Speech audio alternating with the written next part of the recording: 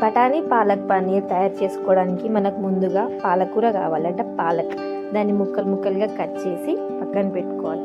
దాంతోపాటు మనకి పచ్చిమిర్చి, ఉల్లిగడ్డ, ఇంకా కస్తూరి మెంతి, బిర్యానీ ఆకు, బాదం, మన మసాలాలో ఉంటుంది కదా చెక్క, అది కూడా కావాలి.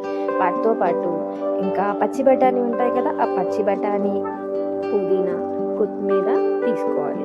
అన్నిటికంటే ముఖ్యంగా మనం బఠానీ పాలక్ పన్నీర్ చేస్తున్నాం కాబట్టి మనకి ముఖ్యంగా పన్నీర్ కావాలి. పన్నీర్ని మనకి నచ్చినంత సైజులో కట్ చేసి పక్కన పెట్టుకోవాలి. దాంతోపాటు మనకి ముఖ్యంగా ఇది పేస్ట్ అనేది చేసుకోవాలి వీటితో. ఇందులో మనం ఏమేమి వేసుకున్నామంటే అల్లం, వెల్లుల్లి, మరాఠీ పువ్వు, జీలకర్ర వేసుకున్నాము. అలాగే దాంతోపాటు ఇలాచీ కూడా వేసుకొని మిక్సీ జార్లో వేసుకోవాలి. మిక్సీ జార్లో వేసుకున్న తర్వాత దాన్ని అందులో ఇంకా ఇంకొన్ని ఉల్లిగడ్డలు యాడ్ చేసుకొని బాదం వేసేసి దాన్ని మనం ఎంచక్కా మెత్తగా మిక్సీ పట్టేసేయాలి. మిక్సీ పట్టేసినాక ఆ పేస్ట్ని అంతా తీసుకొని మెత్తగా, అంటే ఇలా మెత్తగా పట్టేసేయాలి. పట్టేసిన తర్వాత అదొక గిన్నెలో వేసేసుకొని నీట్గా పక్కన పెట్టేసుకోవాలి. దాని తర్వాత మనం ఏం చేయాలి అంటే ఇంకొక పేస్ట్ ఉంటుందన్నమాట. అది మనం టమాటోలు ఆయిల్ లేకుండా వేయించి మిర్చితో పాటు అల్లం వేసి దాన్ని మనం మిక్సీ పట్టేసేయాలన్నమాట.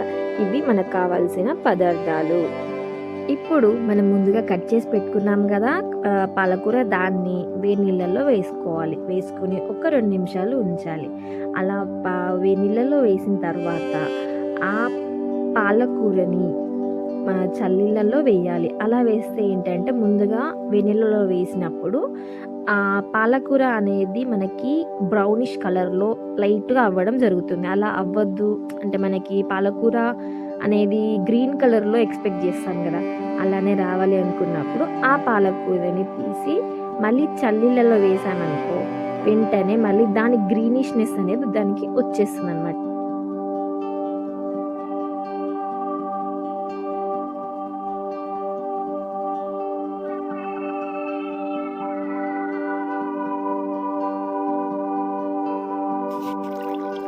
అలా వేసిన పాలకూరని మిక్సీలో వేసేసి మెత్తగా కాస్త నీళ్ళు వేసేసుకొని ఆ మొత్తం పాలకూరని మనం మిక్సీ పట్టేసేయాలి.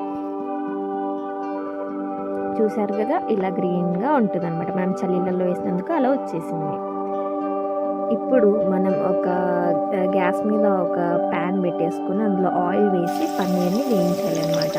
పన్నీర్ అనేది మనం వేయించకపోయినా కూడా డైరెక్ట్గా కొందరు వేసుకుంటారు. కాకపోతే అలా ఉంటే పచ్చిగా ఉంటుంది లోపల అనేసి నాకు నచ్చదు. సో మేము ఇలా బ్రౌనిష్గా లైట్ బ్రౌన్గా వచ్చే వరకు వేయించుతూ ఉంటాం అన్నమాట. ఫైనల్గా పన్నీర్ అనేది ఈ కలర్లోకి రావాలి. ఇలా వచ్చిన తర్వాత దాన్ని తీసేసుకొని పక్కన బౌల్లో పెట్టుకోవాలి. అలాగే మిగతా పన్నీర్ని మొత్తంని కూడా వేయించేసుకోవాలి. ఇప్పుడు మళ్ళీ ఒక ప్యాన్ తీసుకొని అందులో మన పోపు దినుసులు ఉంటాయి కదా, జీలకర్ర అవన్నీ అవి వేసేసి మిర్చి, ఉల్లిగడ్డ అవి వేసి చక్కగా వేయించుకోవాలన్నమాట. అది లైట్ బ్రౌన్ వచ్చేసరికి వేయించుకోవాలి. అందులోనే మనం బిర్యానీ ఆకు ఉంటుంది కదా, అది కూడా వేసేయాలన్నమాట. కాసేపు అలా ఉంచితే అవి లైట్గా ఉడుకుతూ ఉంటాయి. అందులోనే మనం పుదీనా కూడా వేసుకోవాలి. ఇప్పుడు మనం ముందుగా పట్టిన పేస్ట్ ఉంది కదా ఉల్లిగడ్డ, అది అంతా ఆ పేస్ట్ని మనం ఇందులో వేసేసుకోవాలన్నమాట. అదంతా అందులో వేసేసుకొని మంచిగా నీట్గా పూర్తిగా పేస్ట్ని వేసేసి కలిపేసుకోవాలి.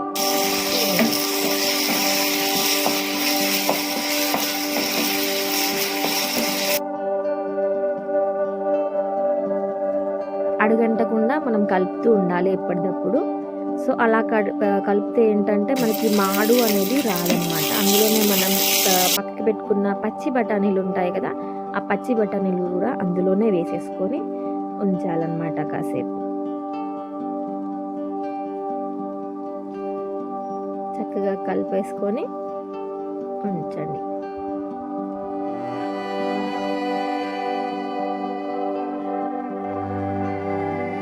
సో దాన్ని అలా కాసేపు మూత పెట్టేసి అలా ఉంచామంటే దాని ఆయిల్ అనేది ఇలా పైకి వస్తుంది. సో అందులో చిటికెడు పసుపు వేసుకోవాలి.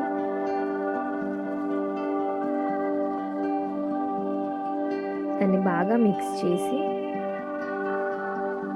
మనం ముందుగా పట్టిన పాలక్ పేస్ట్ ఉంది కదా, అదే పాలకూర పేస్ట్, దాన్ని కూడా పూర్తిగా అందులో వేసేసుకొని చక్కగా కలిపేసుకోవాలి. అడుగు అంటకుండా చూసుకోవాలి.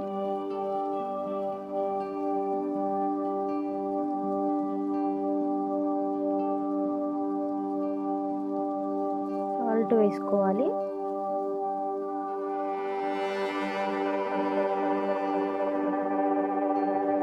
ఆ లిడ్ అనేది తీసేసి మనం కలిపేసుకోవాలి. చూస్తూనే ఉన్నాం కదా, ఆయిల్ అనేది కాస్త ఇలా పైకి వచ్చినట్టు అవుతుంది.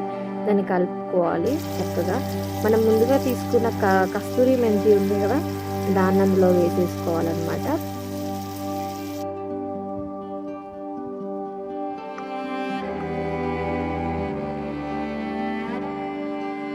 అందులోనే బాదంని కూడా వేసుకోవాలి. బాదంతో పాటు మనం తీసుకున్న మసాలా చెక్క ఉన్నాయి కదా, అవి కూడా వేసుకొని చక్కగా కలిపేసుకోవాలి.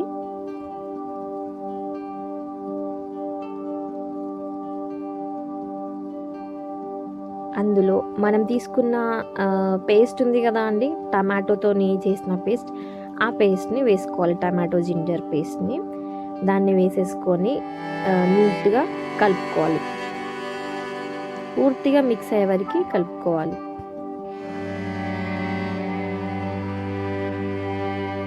దాంతోనే మనకి టేస్ట్ అనేది చాలా బాగా వస్తుంది. అందులో మనం కాస్త కారం వేసుకోవాలి, టేస్ట్కి తగ్గట్టుగా తక్కువే వేసుకోవాలి. అందులో 1/2 స్పూన్ గరం మసాలా వేసుకోవాలి. దాన్ని పూర్తిగా కలిపేసి ఎక్కడ అంటే ఇలా గడ్డలు గడ్డలుగా లేకుండా దాన్ని నీట్గా కలిపేసుకోవాలి. లేదంటే కారం అనేది సరిగ్గా మిక్స్ అవ్వదు, ఎందుకంటే మనకి పేస్ట్ లాగా ఉంది కదా పూర్తిగా. అందులో కాస్త వాటర్ అనేది వేసుకోవాలి. గ్రేవీ అనేది కరెక్ట్గా రావడానికి మనకి ఈ వాటరే హెల్ప్ చేస్తుంది. సో వాటర్ అనేది బాగా వాటరీ కాకుండా కరెక్ట్గా వేసుకోవాలి, తగినంత వాటర్. దాన్ని కలుపుకోవాలి చక్కగా. చూసారు కదా, మన గ్రేవీ అనేది ఇలా అవుతుంది. సో దీన్ని మనం లిడ్ పెట్టేసి కవర్ చేయాలి. మళ్ళీ ఒక 5 మినిట్స్ ఇలానే అయ్యేలాగా చూడాలి. మనకి ఆయిల్ అనేది మళ్ళీ పైకి వస్తూ ఉంటుంది.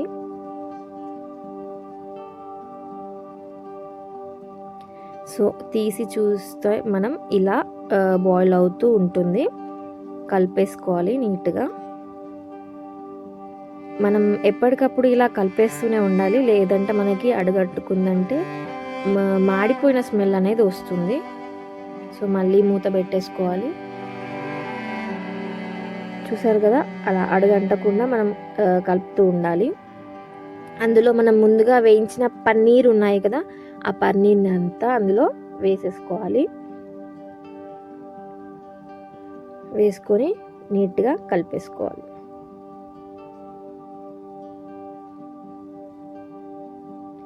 ఆల్మోస్ట్ అయిపోయినట్టే అండి మన బఠానీ పాలక్ పన్నీర్.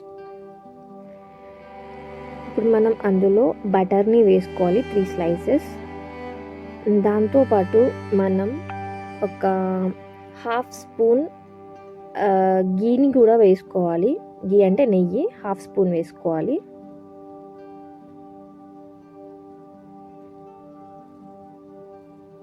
కాస్త మరీ కలపకండి, ఎందుకంటే విరిగిపోతూ ఉంటుంది.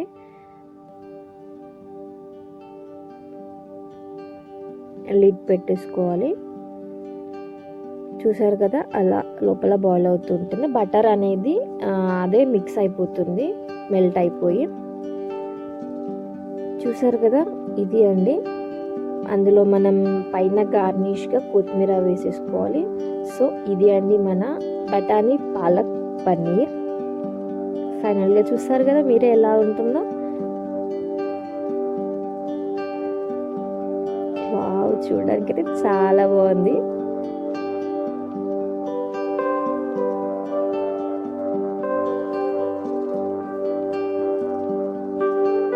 నాకైతే ఎప్పుడెప్పుడు టేస్ట్ చేస్తానా అనిపిస్తుంది. చూసారు కదా, ఇలా మనం సర్వింగ్ బౌల్లోకి తీసేసుకున్నాము. ఇదండి మన బఠానీ పాలక్ పన్నీర్.